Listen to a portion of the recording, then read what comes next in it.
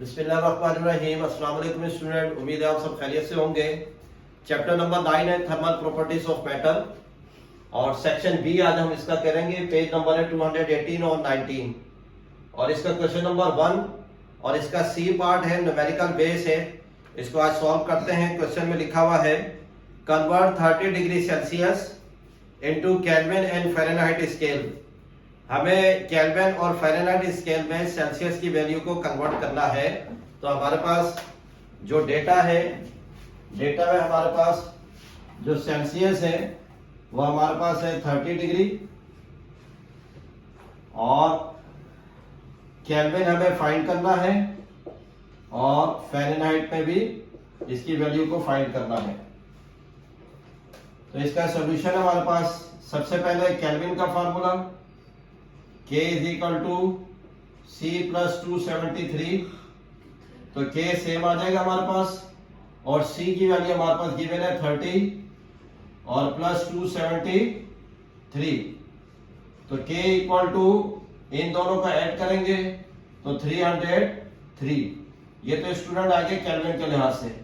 अब हमने फ़ारेनहाइट के लिहाज से फाइंड करना है। तो Fahrenheit equal to 1.8 multiply by C plus 32। ये फ़ारेनहाइट स्केल का जो है फार्मूला है। F हमारे पास सेम रहेगा, 1.8 भी सेम रहा और सेल्सियस की वैल्यू हमारे पास गिवन है 30 प्लस 32 हमारे पास सेम रहा।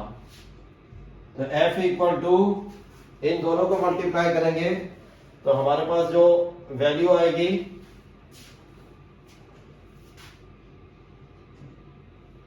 1.8 मल्टीप्लाई बाय 30।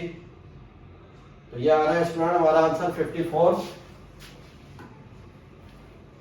तो इसका आंसर आ गया हमारे पास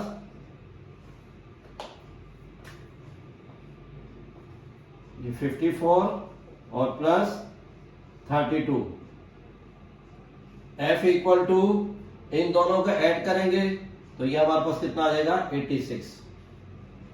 ये तो आ गया हमारे पास क्वेश्चन नंबर 1 का सी पार्ट, न्यूमेरिकल बेस। और फिर स्टूडेंट क्वेश्चन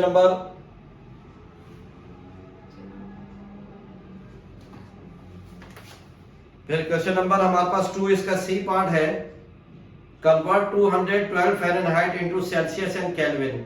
अब फ़ारेनहाइट के अंदर वैल्यू गिवन है और सेल्सियस और केल्विन के अंदर हमें वैल्यू इसकी फाइंड करनी है। तो इसका जो डेटा आ जाएगा हमारे पास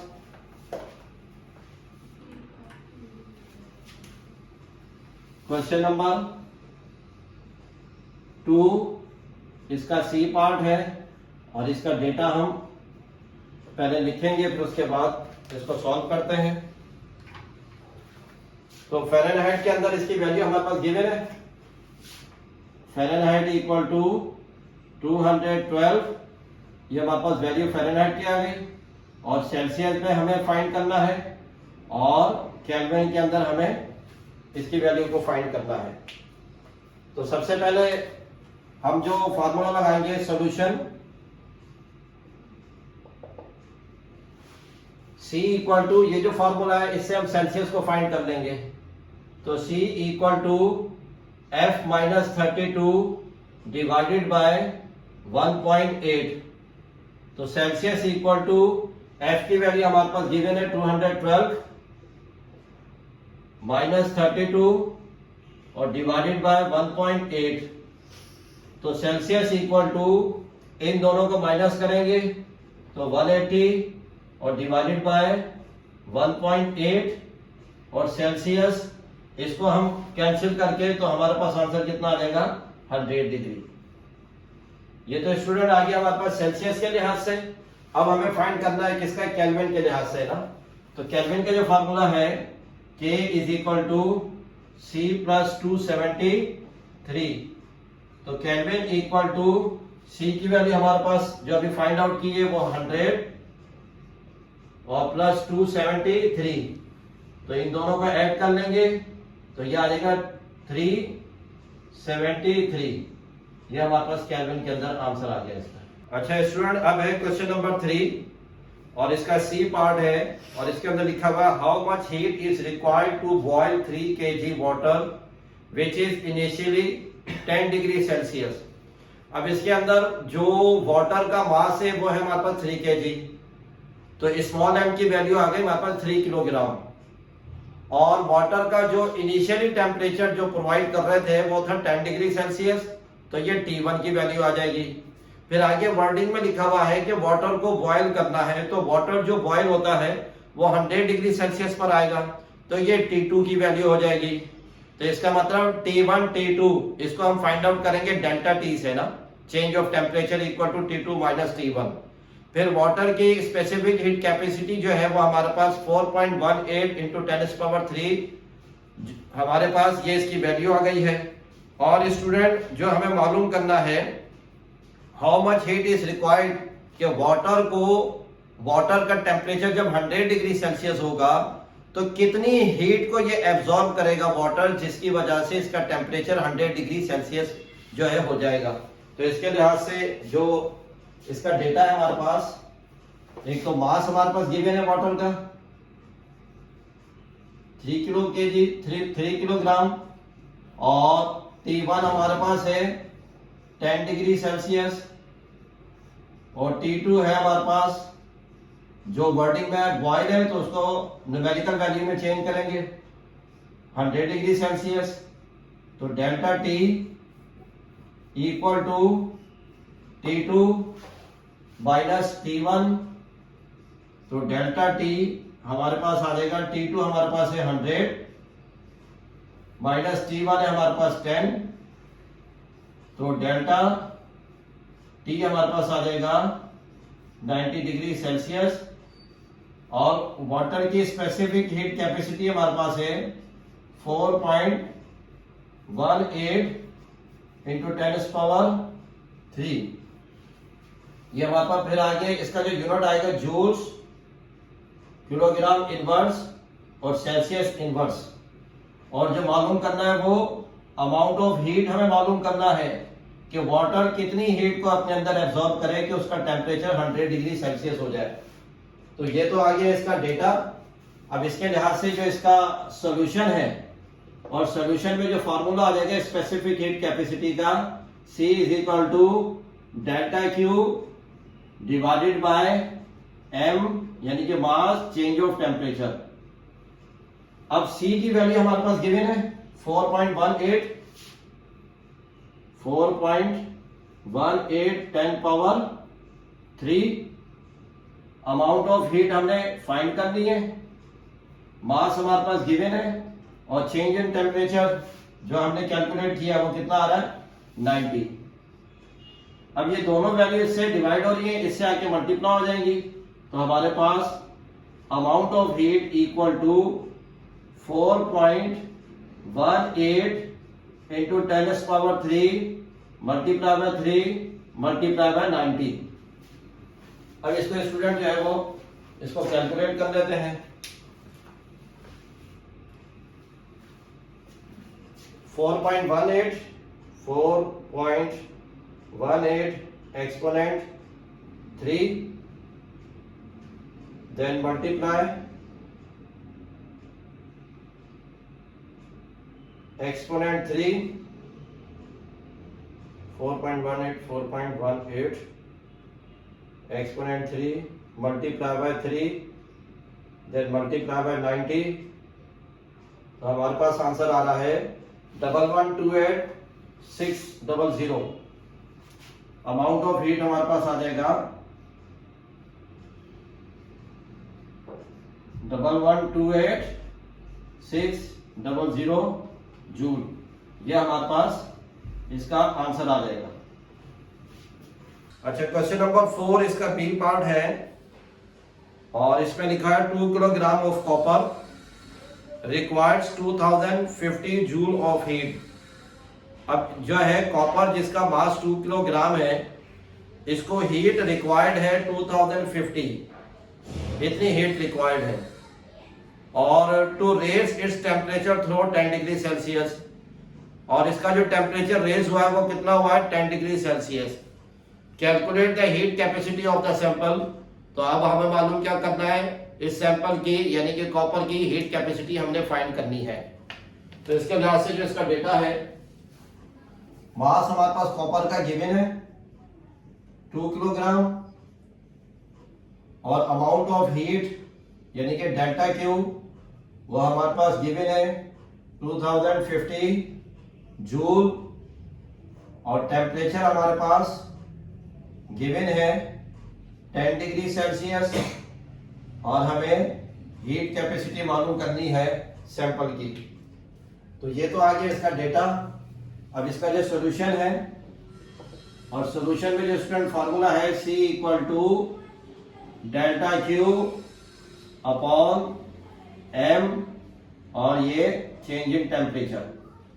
C हमें फाइंड करना है और डेल्टा क्यू की वैल्यू हमारे पास गिवन है 2050, मास हमारे पास गिवन है 2 और टेम्परेचर हमारे पास गिवन है 10। तो C इक्वल टू ऊपर की वैल्यू एज इट इज रही और 10 टू द 20, ये 0 से 0 कैंसिल हो जाएगा और जब इसको डिवाइड करेंगे तो हमारे पास आंसर जो आएगा वो 205 डिवाइडेड बाय 2, तो 102.5 इसका आंसर आ रहा है, 102.5। अब है question number 12 student. An iron block of volume 3 metre cube. एक आयरन ब्लॉक है जिसका वॉल्यूम हमारे पास गिवन है 3 metre cube, is heated so that its temperature change from 25 degree Celsius to 100 degree Celsius. तो आयरन ब्लॉक जिसको हम heat दे रहे हैं तो उसका टेम्परेचर चेंज हो रहा है 25 डिग्री से 100 डिग्री सेल्सियस तक। अब ये 2 टेम्परेचर है, दोनों हमारे पास गिवन है, T1 T2 की फॉर्म में हमारे पास गिवन है, वॉल्यूम हमारे पास गिवन है V1 की फॉर्म में। फिर आगे कह रहा है if the coefficient of linear expansion of iron is 11 multiply by 10 power minus 6 Celsius inverse. ये आयरन का जो कोफिशिएंट ऑफ लीनियर एक्सपेंशन है वो हमारे पास गिवन है और इसको अल्फा से शो करते हैं। फिर आगे कह रहा है what will be the new volume of the iron block after heating. और आयरन ब्लॉक को हीट देने के बाद उसका न्यू वॉल्यूम क्या होगा उसको हमने फाइंड आउट करना है। तो इसका डेटा पहले मैनेज कर लेते हैं, फिर उसके बाद इसको सॉल्व कर लेते हैं। सबसे पहले V1 हमारे पास गिवन है 3 मीटर क्यूब और T1 हमारे पास गिवन है 25 डिग्री सेल्सियस और T2 हमारे पास गिवन है 100 डिग्री सेल्सियस। फिर हम करेंगे change in temperature, T2 minus T1 के बराबर होता है और delta T equal to 100 minus 25, तो चेंज इन टेम्परेचर हमारे पास आ जाएगा 75 डिग्री सेल्सियस।